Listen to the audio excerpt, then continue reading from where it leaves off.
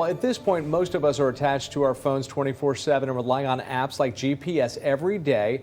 But have you ever thought about where your location data goes and who has access to it? As CBS 12 News I-Team reporter Danielle Waugh explains, it's now accessible to law enforcement and could lead you to becoming a criminal suspect for being in the wrong place at the wrong time.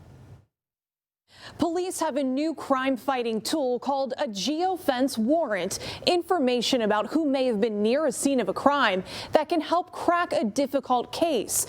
But it can also backfire. Just ask Zach McCoy from Gainesville, who found himself caught up in a serious criminal investigation thanks to his phone. Let me pump the tires up real quick.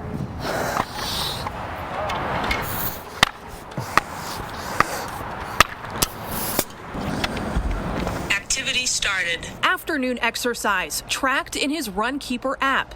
Zachary McCoy never thought a spin around the neighborhood could take such a turn. Yeah, it's pretty unbelievable. Activity completed. Months after a ride he'd completely forgotten.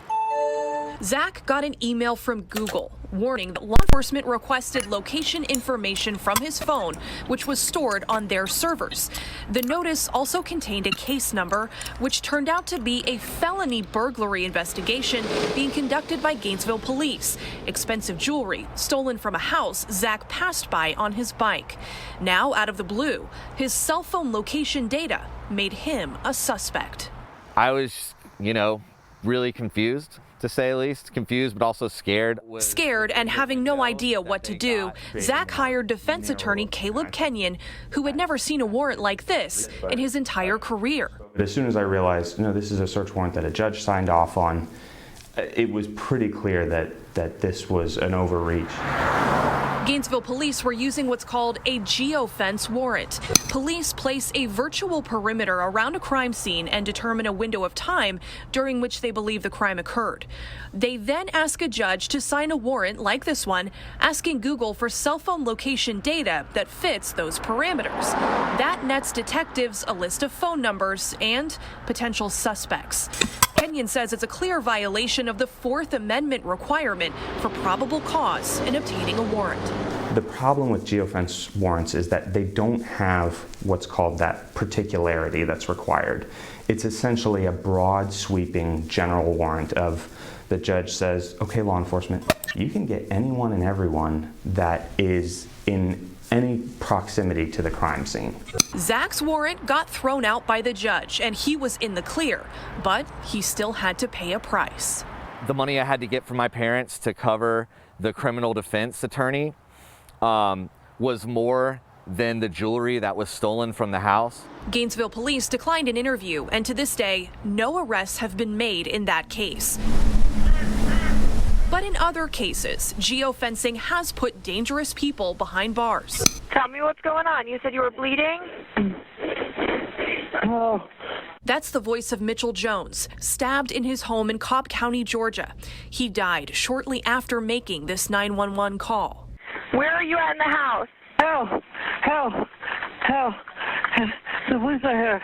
But his last words gave police important clues, an exact time and place for the geofence warrant.